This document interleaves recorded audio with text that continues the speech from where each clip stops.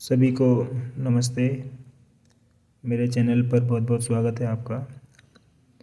आप देख रहे हैं ये वृक्ष आयुर्वेद पुस्तक है। पुस्तक बहुत ही अद्भुत है। बनारस वाराणसी से हमने इस पुस्तक को प्राप्त किया था। इसमें वृक्ष आयुर्वेद का बहुत अद्भुत ज्ञान हमको मिला। इसके बाद हमारे पास एक अन्य पुस्तक है, ये उपवन विनोद।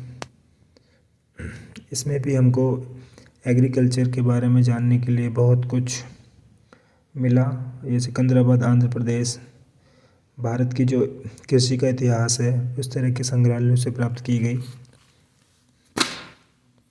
अब एक अन्य पुस्तक है, इसे हम कश्यप कृषि पद्धति कहते हैं। ये भी बनारस से ही हमको प्राप्त हुई। बहुत ही सुंदर इनमें एग्रीकल्चर का वर्णन किया गया है। इनको पढ़ समझकर हम बहुत उपलब्ध उन्नत कृषि कर सकते हैं। इसके बाद हमने एक और पुस्तक प्राप्त की, गुल्म वृक्ष आयुर्वेद। बहुत ही अद्भुत पुस्तक है। इन पुस्तकों को आप मंगवाने के लिए हमसे संपर्क कर सकते हैं। इसके बाद हमने पुस्तक प्राप्त की हमारी खेती का वसीयतनामा। ये जो सर अल्बर्ट हार्वर्ड थे, इन्होंने भारत में रहकर एग्रीकल्चर को बहुत स्टडी किया था। हमारी भारत की कृषि बहुत उन्नत थी और ऐसा हमने अपने किसानों से, अपने बुज़ुर्गों से पूछा कि क्या आपने कभी अपने गांव में एक भी इंसान भूखा मरते हुए देखा था? तो आपको यकीन नहीं आएगा, अभी तक भी मुझे ऐसा एक भी इंसान नहीं मिला जो ये बता दे कि कोई भारत में भूखा मर गया हो बिना खाने के। तो यहाँ हमें समझ में आता है कि हमारी खेती ही वास्तव में बहुत उन्नत थी और हम लोगों को बहुत ही गलत प्रचार करके हमको गलत चीज़ों का खेती में डालने के लिए प्रोत्साहन दिया गया। लेकिन अब हम समझ चुके हैं, हम अपनी कृषि को निश्चित ही रूप से उन्नत कर देंगे। ये लोकोपकार की पुस्तक है। इसमें हम लोग बहुत कुछ पता लगाते हैं, जैसे पानी कहाँ पर है, कुआँ कहाँ बनाए, उसके क्या चिन्ह होते हैं। तो ये बहुत ही अद्भुत पुस्तक है। इन पुस्तकों को पढ़ के हमें बहुत कुछ ऐसा मिलेगा कि हम अपने बोर जीवन को भी मतलब आनंद से भर देंगे और ज्ञान से भर देंगे और अपने लिए कुछ उन्नत कार्य कर गुजरेंगे, जिसके लिए हम धरती पर आए हैं। हमने आज तक गीता सुनी, महाभारत की गीता, लेकिन आपके सामने कृषि की गीता भी उपलब्ध है। तो कृषि की गीता भी पढ़िए। जो लोग सत्य, धर्म और न्याय के मार्ग पर चल के मानव लक्ष्य को प्राप्त करना चाहते हैं, तो मेरा उनसे अनुरोध होगा कि कृपया इन पुस्तकों पर गौर कीजिए, इन्हें पढ़िए और एग्रीकल्चर को बढ़ाइए। ये भी एक बुक है, नुस्खा दर फन्नी फलाहत। इसमें कृषि की अद्भुत कलाएं हैं। यहाँ आप देखिए, कई लोग इसको जात धर्म बिरादरी से जोड़ने ना लगे, जबकि हम सब जानते हैं कि मानव जो गुफा में रहा करता होगा तब कोई जात बिरादरी धर्म नहीं होगा। और हमने आज तक अपने आसपास भी कुछ ऐसा गलत नहीं देखा है जिससे हमें लगे कि कुछ गलत है। लेकिन हमको ऐसा प्रचार किया जाता है कि हमारे आसपास के लोग बहुत गलत हैं, पर हमने कभी देखा ही नहीं। बाकी आप स्वयं निर्णय कर सकते हैं। ये कश्यप कृषि सूक्ति है। ये भी बहुत अद्भुत है। इसमें आप इसके चित्र से समझ पा रहे हैं कि ये देखिए जल को कैसे इन्होंने यहाँ पर इकट्ठा किया है और फिर जहाँ जहाँ उनको जल चाहिए वहाँ वहाँ जल को इन्होंने ले लिया है। और खेत में इस तरह से जल आने से क्या होता है, जल का भंडारण अच्छा होता है और फिर रहट के माध्यम से हमको जल प्रॉपर हर वक्त मिलता है, क्योंकि जल का स्तर काफ़ी ऊंचा बना रहता है, ज़्यादा गहरे में नहीं होता है जल। तो इसमें बहुत कुछ आपको समझने को मिलेगा। अगली पुस्तक है हमारे पास कृषि पाराशर। ये कृषि के अनुसार मतलब पाराशर ऋषि के अनुसार कृषि कैसे की जाती है, इसमें उस चीज़ का वर्णन है। बहुत ही सुंदर, बहुत ही अद्भुत इसमें ज्ञान हमको प्राप्त हुआ। तो इसको आप देखिए, कृषि पाराशर पुस्तक हुई। अब कृषि की एक और पुस्तक है जिसका नाम है विश्व वल्लभ। विश्व प्रिय वनस्पति जीवन का विज्ञान है इसमें। हम सभी जानते हैं कि प्रकृति में सारी चीज़ें वनस्पति जैसी ही होती, जो हम खाते हैं उन्हीं से निर्मित है। तो हमें इन सबको ज्ञान को लेना होगा। और आप यहाँ देख रहे हैं कि कृषि किस तरह से होती थी। आज हमारे देश में बेरोज़गारी का प्रतिशत आप काउंट कर लीजिए, अगर उसमें से हम कुछ परसेंट लोग अगर अपने बैलों से खेती करना शुरू करें तो हमें क्या लगता है, बेरोज़गारी भी मिट जाएगी। और हमें जल्दबाजी भी किस बात की है। हर साल लाखों लाखों करोड़ों युवा बेरोज़गार होकर निकल रहे हैं, मतलब पढ़कर निकल रहे हैं कि रोज़गार मिलने की किसी के बस की नहीं है, उनको रोज़गार दे पाए, चाहे कोई भी सरकार आ जाए। तो ये तो हम लोगों को मिलकर ही करना होगा। जल की व्यवस्था करनी होगी, अपने बीजों का अपने पास रखना होगा, अपनी खाद बनानी होगी, अपने बैलों से ये काम करना होगा और भूमि के जल स्तर को बढ़ाना होगा। और रहट से हमारे को करना क्या है, शांति से अपने इस तरह के कामों को किया जाएगा तो हमारे सारी समस्याओं के समाधान मिलेंगे। तो ये विश्व वल्लभ पुस्तक बहुत ही सुंदर थी जिसको हमने पढ़ा। अब एक अन्य पुस्तक है हमारे पास, ये मराठी में है। इसके राइटर हैं, शॉर्टकट में ये बुक बनी है मनोहर खके जी। ये MSc एग्रीकल्चर हैं, कृषि वैज्ञानिक हैं। इन्होंने बहुत सुंदर इसके अंदर वर्णन किया है। ये मराठी की पुस्तक को आप गूगल से ट्रांसलेट मार के हिंदी में अपने पास रिटन में कर सकते हैं। मैंने ऐसा ही किया। इससे यह बात भी सिद्ध होती है कि एग्रीकल्चर में हमारी थोड़ी रुचि है। जब हमने बुक मंगाई तो मराठी में आ गई, पर हमने इसका ट्रांसलेट किया। इसमें आप देख सकते हैं गोबर खाद कैसे बनाई जा रही है, इसमें ये आप देखिए।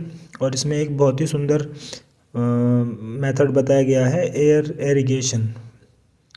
एयर एरिगेशन ऐसा मान लीजिए कि जैसे दीवारों में जो पौधे निकल जाते हैं, इन्होंने इस विज्ञान को भी प्रूव किया है कि हमको नमी की आवश्यकता होती है, ज़्यादा जल की आवश्यकता नहीं होती।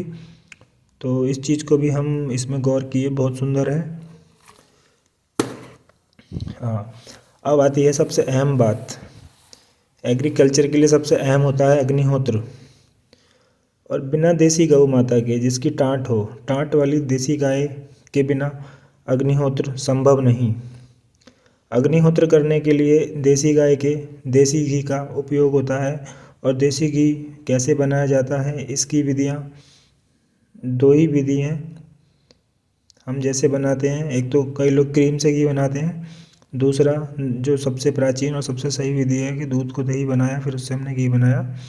तो इसकी भी थोड़ी एक नॉलेज लेने की बात होती है कि घी कैसे बनाया जाए, कब बनाया जाए, किस बर्तन में बनाया जाए, कितने दिन में बनाया जाए, कितनी बार मक्खन को धोया जाए, फिर उसका ताकि घी बनाया जाए, ये सब जानने का विषय है। उसी से हम अग्निहोत्र करते हैं। अग्निहोत्र में जो ये आप दिख रहे हैं, जो कंडे जल रहे हैं, ये देसी गौ माता की शुद्ध गोबर से बने हुए कंडे होते हैं।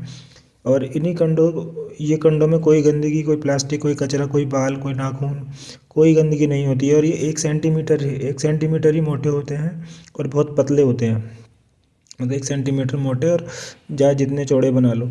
तो इस तरह के उपलों का उपयोग होता है। इसमें कपूर का भी यूज होता है, अक्षत चावल का भी यूज होता है, और सूर्य उदय और सूर्यास्त पर ही ये किया जाता है। उसके और कोई समय नहीं है अग्निहोत्र का। और अग्निहोत्र के बारे में आपको और जो जानकारी मेरे इसी चैनल पे मिल जाएंगी। तो अग्निहोत्र करना बहुत ही लाभकारी है। ये भी कृषि की ही बुक है। और ये अग्निहोत्र संपूर्ण कृषि करने में लाभदायक है। इस पुस्तक के अंदर अग्निहोत्र से कृषि कैसे की जाती है इसके बारे में संपूर्ण वर्णन दिया गया है। अगला, ये अग्निहोत्र कैसे किया जाता है। अग्निहोत्र के बारे में जितनी भी चर्चाएं हैं, अग्निहोत्र से होने वाले लाभ, मिटने वाले प्रदूषण, कितनी जगह तक ये लाभ पहुंचाता है, इसके बारे में सारी की सारी बातें अग्निहोत्र इस पुस्तक में दी गई हैं। अब हमारे पास एक बुक है वृष्टि विज्ञानम। आप जैसा जानते हैं कि पहले के लोग बादलों को देखकर पता लगा लिया करते थे कि आज बारिश होगी, नहीं होगी, ओले पड़ेंगे या क्या होगा। तो ये प्राचीन विज्ञान हमारे पास था। तो अभी क्या हो गया है कि इस विज्ञान को कुछ लोगों ने अपने समझ लिया, लेकिन उन्होंने इसको नेगेटिव नकारात्मकता के साथ उपयोग किया जा रहा है, जिससे हम सब के साथ बहुत बड़ा मतलब बहुत हमारे साथ अन्याय सा कुछ हो रहा है। क्योंकि उन्होंने वर्षा की विद्या, भूकंप की विद्या और आंधी तूफान इस तरह की विद्याएं और ऊर्जा को भी अपने हाथ में ले रखा है, जिससे बहुत ही अच्छा नहीं हो रहा है। हमको इन सब चीज़ों को समझना होगा, क्योंकि सत्य जानने के लिए हम धरती पर आए थे और सत्य भी हमारे से बहुत छिपाया गया है, तो सत्य जानना हमारा काम है। तो ये वृष्टि विज्ञान की पुस्तक है, एग्रीकल्चर से रिलेटेड ही है, बहुत सुंदर है।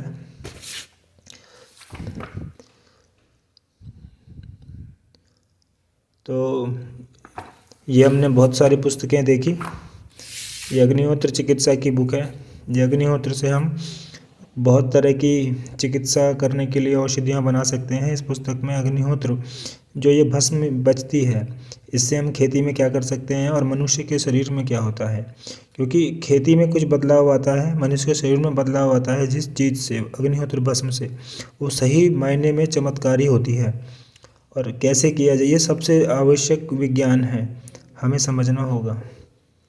इसी के साथ ये वीडियो मेरी समाप्त होती है। मेरे चैनल में जाइए, सब्सक्राइब कीजिए चैनल को, लाइक कीजिए वीडियो को और सत्य को समझने के लिए प्रयासरत हो जाइए। कमेंट में हमें बताइए कि आपको ये वीडियो कैसी लगी और आपको हमसे क्या जानकारी और चाहिए। किताबें चाहिए तो बताइए, अग्निहोत्र पात्र चाहिए, आपको अगर नहीं पता है तो हम उपलब्ध कराएंगे। कोई ऐसी बात नहीं, जो भी आपको चाहिए, जो भी बातें आपके, जो भी सवाल हों, बच्चों के बारे में कोई सवाल हो, बच्चे पढ़ते ना हो, मोबाइल टीवी में ज़्यादा लगते हों, परिवार में कलेश हो, आपस में झगड़े हों, बहुत सा कोई भी प्रॉब्लम हो आपको, तो अपने संकोच हमको थोड़ा संदेश में, मैसेज में लिख के दीजिए। हमसे जितना हो सकेगा आपको बिल्कुल समाधान देने की कोशिश की जाएगी। क्योंकि सत्य को जानना ही, जैसे मैंने कहा, कि हमारा कर्तव्य होता है, तो हम उसी की तरफ प्रयासरत हैं। और सभी की सहायता करना हम अपना कर्तव्य मानते हैं।